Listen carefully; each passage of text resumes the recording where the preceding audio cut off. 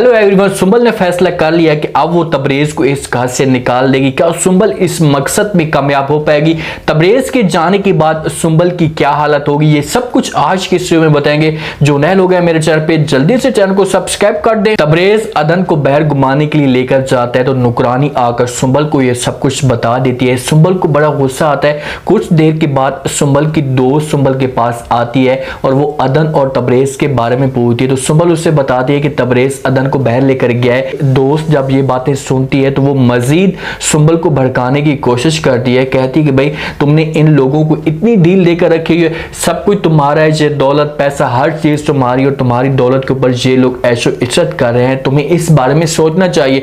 दोस्त तो ये बातें कहकर चली जाती है। पहले भी सुंबल को गुस्सा होता है और जब दोस्त की मजीद बातें सुनती है तो उसे मजीद अंदर से आग लग जाती है और वो घर में शोर मचाना शुरू कर देती है। वो बार बार तबरेज को बुला रही होती है लेकिन तबरेज तो घर में मौजूद नहीं होता। जब एहसान साहब के कानों तक ये बात पहुंचती है तो एहसान साहब सुंबल के पास आकर बैठ जाता है। इसे समझाने की कोशिश करता है कि भाई तबरेज आता है तो मैं इसके साथ बात करता हूँ, या अदन को मैं इस घर से निकाल देता हूँ। तो सुंबल कहती कि अबू जान बस अब मैंने फैसला कर लिया कि तबरेज इस घर में नहीं रहेगा, इससे सारी दौलत ऑफिस हर चीज मैं छीन लूंगी और जब इससे मैं ये सब कुछ छीनूंगी तो फिर जाकर इसे एहसास होगा।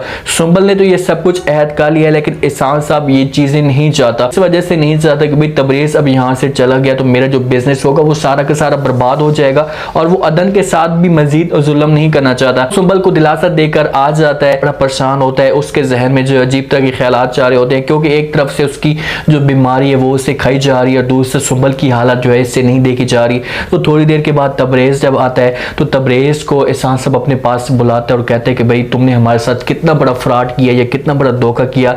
जिस वक्त तुम्हारी शादी सुंबल के साथ हो रही थी उस वक्त तुम अगर अदन के साथ निकाह ना करते तो आज ये हालत ना होती। तुमने निकाह झूठ की बुनियाद पर रखा हुआ है जिसकी वजह से हम ये सब कुछ आज भुगत रहे।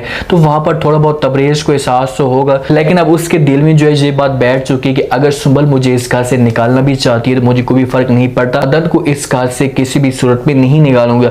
अब जाएगा सुंबल के पास, उसके साथ प्यार से बातें करेगा, उसे समझाने की कोशिश करेगा भाई अदन बेचारी परेशान थी इसी वजह से मैं थोड़ा सा उसे बाहर लेकर गया हूं। तो सुंबल तो बात नहीं सुनेगी, वो तो अदन के साथ वैसे भी नफरत करती है। वो चाहती है कि भाई आज ही तबरेज अदन को तलाक दे दे। हो सकता है कि ये तबरेज के आगे ये डिमांड भी रखे कि भाई ठीक है मैं तुम्हें इस घर से या इस ऑफिस से नहीं निकालूंगी लेकिन तुम अदन को तलाक दो। तबरेज तो ये चाहता नहीं है, सुंबल को मुंह तोड़ जवाब दे देगा। अगर कहेगा कि भाई अगर तुम मुझे निकालना भी चाहती हो तो मैं अदन के साथ चला जाऊंगा, ये पैसा ये हर चीज छोड़ दूंगा। जूही के लिए दिन ब दिन मसला बढ़ता जा रहा है। सफी बेगम से जूही की ये हालत देखी नहीं जाती तो वो कलीम को अपने पास बुलाती है और आकर समझाती है। कहती है कि भाई मेरी मासूम सी बेटी है, इससे कोई किसी किस्म की कोई गलती हो भी गई है तो आप इससे माफ कर दें, मुझसे अपनी बेटी के साथ ये जुल्म नहीं देखा जा रहा। तो कलीम साहब कहते हैं कि हाँ आप तो बड़ी प्यारी बातें कर रहे हैं। इतने में जब ये बातें हो रही होती है तो उर्फी भी आ जाता है। तो कलीम उर्फी को मुखातिब करते हैं, कहते हैं और बैठो आज अपनी माँ की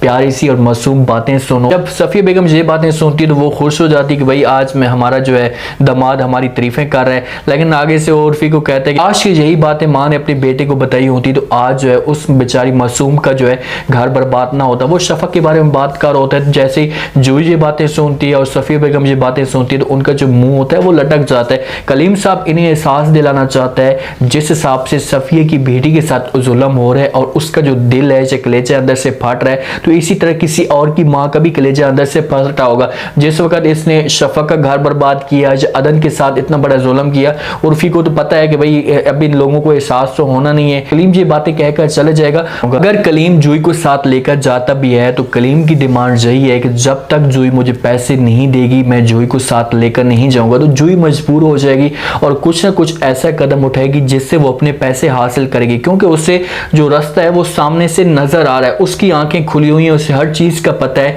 कि कलीम पैसों के बगैर मुझे साथ नहीं लेकर जाएगा। तो कलीम पैसे जब ले लेगा तो उसके बाद जो है वो जूही को किक भी मार सकता है। उर्फी ने तो अपने घर वालों को कह दिया है, अपनी माँ को सबके सामने खुलकर ये बात कह दी है कि भाई जब तक जूही इस घर में रहेगी तो ये घर बर्बाद हो जाएगा, हमारी जो इज्जत होगी वो मिट्टी में मिल जाएगी। उसने सब कुछ खुलकर बताया अपनी माँ को कि भाई इसका चक्कर छत वाले लड़के के साथ है, उसके साथ बातें करती है, गपशप करती है, मिलती भी है। जूही तो पहले मुकर रही थी इस बात पे, वो तो उर्फी को झूठा साबित करने की कोशिश कर रही थी लेकिन उर्फी ने ये खुलकर कहा कि भाई तुम्हारे मोबाइल से या तुम्हारे नंबर से कॉल आई है, मैंने अपनी कानों कानों के साथ ये बातें सुनी हैं तो फिर जाकर मैं तुम्हें कह रहा हूँ, तो वहाँ पर जोई खामोश हो जाती है।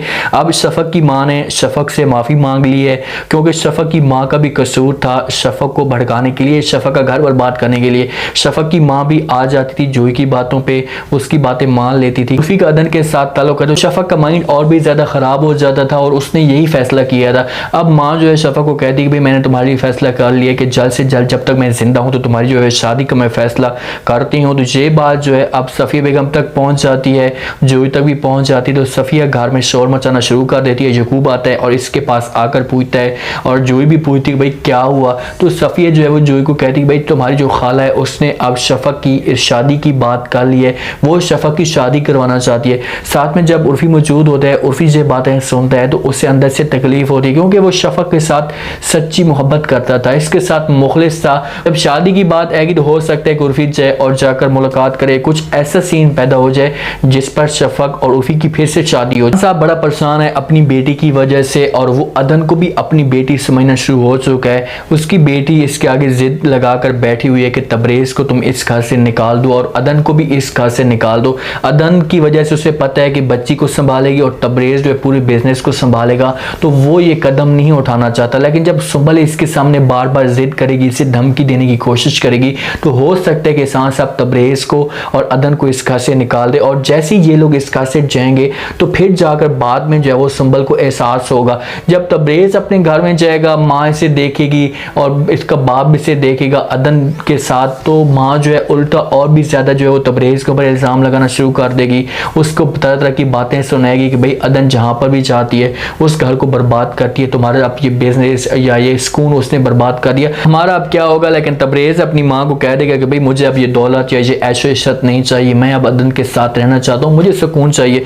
वो अब सुकून हासिल करना चाहता है, सुकून भी उस नैयत पे आकर हासिल करना चाहता है जब सुंबल किसी काम की नहीं रही है। अगर तुम्हें सुकून हासिल करना भी था तो सुंबल जिस वक्त ठीक थी तो उस वक्त तुम अदन का साथ देते, उसके साथ रहते, तो फिर पता हमें चलता कि तू इसके साथ वफादारी निभा रहा है। अब हर किसी को पता है कि भाई सुंबल तो किसी काम की नहीं है और ना वो अब कुछ कर सकती है, तो लाजमी तो वह मजबूर होकर जो अदन के पास ही जाएगा। सफ़िया बेगम की सिचुएशन देखें कि जिस हिसाब से अपनी बेटी के लिए इतना वो तरस खा रही है, उसको जो अंदर से तकलीफ हो रही है, तो इसी तरीके से अगर इसको शफक के लिए या अदन के लिए भी तकलीफ होती तो आज ये दिन ऐसा ना आता, आज इसकी बेटी के साथ ऐसा ना होता। ये तो अपना जो दिल था वो पत्थर बनाकर अदन का घर बर्बाद इसने कर दिया और शफक का इसने घर बर्बाद कर दिया, तो अपनी बेटी के साथ भी इसे जो दिल है वो पत्थर बनाना चाहिए। अब देखने ये है कि क्या करता है कलीम। कलीम कब तक जो है वो जोई के साथ इस तरह रह सकता है, क्या इन लोगों को एहसास अंदर से दिलाएगा या कुछ ना कुछ ऐसा कलीम कदम उठाएगा जिस पर जो जोई का जो है मुकम्मल तौर पर घर बर्बाद हो जाएगा। उम्मीद है आज के ये रिव्यू,